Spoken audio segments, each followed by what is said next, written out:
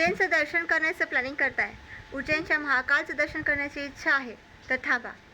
तिकडे जाण्याआधी काही गोष्टी ध्यानात येऊ द्या, कारण तिकडून आल्यानंतर तुमचं आयुष्य इतकं सोपं राहणार नाही. ते इतकं साधं मंदिर नाही तिथे गेलो आणि आलो, कारण तिकडून आल्यानंतर तुमच्या आयुष्यामध्ये असे काही बदल होतील जे तुमच्या विचाराच्या पण पलीकडे असतील. हो, उज्जैनच्या महाकालचं दर्शन करून आल्यानंतर तुमच्या आयुष्यातले जे काही वाईट लोक होती, जे समोर एक आणि पाठीमागे एक होती, ज्यांना मुखवटा धारण करण्याची सवय होती, जे तुमच्या पाठीमागून सुरा खुपसण्याचे काम करत होते, जे तुमचा काळ बनून तुमच्या आयुष्यात उभे होते, ते सगळी माणसं तुमच्या आयुष्यातून निघून जातील. तुमच्या आयुष्यातला सगळा काळ घालवण्याचं काम महाकाल करतील.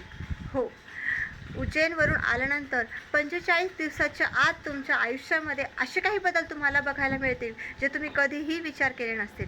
आणि एक गोष्ट महत्त्वाची तुम्हाला सांगण्यासाठी हा व्हिडिओ बनवला आहे, तर ती म्हणजे उज्जैनच्या महाकालची जी 5 रहस्य. तर मग जाणून घेऊया कोणती आहेत ती 5 रहस्य उज्जैनच्या महाकालची, आणि ती जाणून घेण्यासाठी हा व्हिडिओ शेवटपर्यंत नक्की बघा.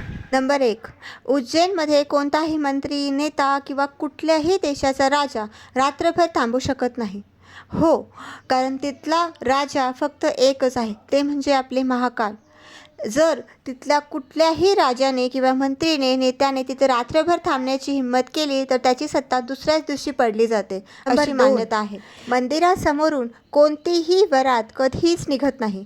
हो, कारण कोणताच व्यक्ती महाकाल समोर घोड्यावर स्वारी करू शकत नाही, कारण राजसी थाट हा फक्त आपल्या महाकालचाच असतो. 3, महाकालची आरती ही राखेने केली जाते, म्हणजे मृत्यूचा सुद्धा तिकडे महोत्सव साजरा केला जातो.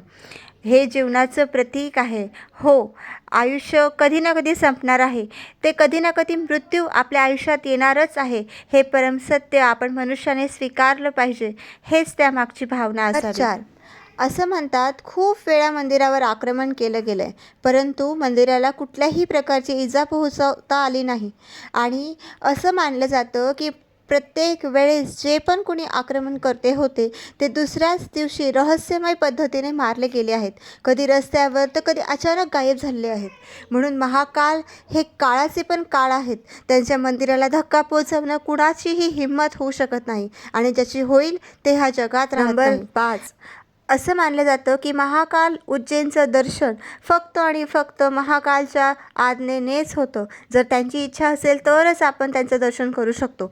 त्यांनी बोलवलं आपल्याला तरच आपल्याला त्यांचं दर्शन मिळतं. म्हणून जर तुमच्या आयुष्यात कधीही तुम्हाला संधी मिळाली की तुम्ही उज्जैनला जाऊ शकता, तर कधीच ती संधी नाकारू नका. लगेच उज्जैनला जाण्यासाठी रवाना व्हा, कारण महाकालचं बोलवणं आलेलं असतं. त्यांनी आपल्याला संधी दिलेली असते की आपण त्यांचं दर्शन करू शकू. जर तशी संधी आली असेल तर तुमच्या इतकं सौभाग्यवान तुम्हीच असाल. म्हणून कधीही महाकालचं दर्शन करण्यासाठी नाही म्हणू नका. कितीही संकट येऊ दे, काहीही अडचणी येऊ द्या, ते सगळे पार करा आणि महाकालच्या दर्शनाला नक्की जा.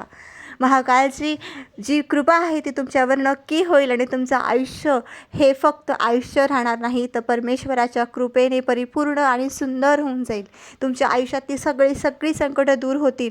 महाकाल तुमच्या सगळ्या आयुष्यातल्या काळावर काळ बनून येतील. तुमच्या आयुष्यातली सगळी वाईट लोकं, वाईट नाती, वाईट माणसं सगळी तुमच्या आयुष्यातून बाहेर काढून टाकतील, आणि तुम्हाला परम सुखाचा आनंद काय असतो हे मिळवून देतील.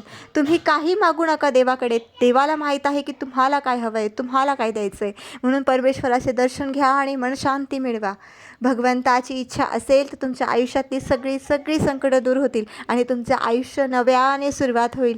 तुमच्या आयुष्यातल्या फक्त इच्छा पूर्ण होणार नाहीत, तर तुमचं आयुष्य नव्याने सुरुवात होणार आहे. तर उज्जैनच्या महाकालचं दर्शन नक्की घ्या. व्हिडिओ आवडला असेल तर लाईक, कमेंट, शेअर नक्कीच करा, आणि सबस्क्राईब करायला पण अजिबात विसरू नका. जय महाकाल.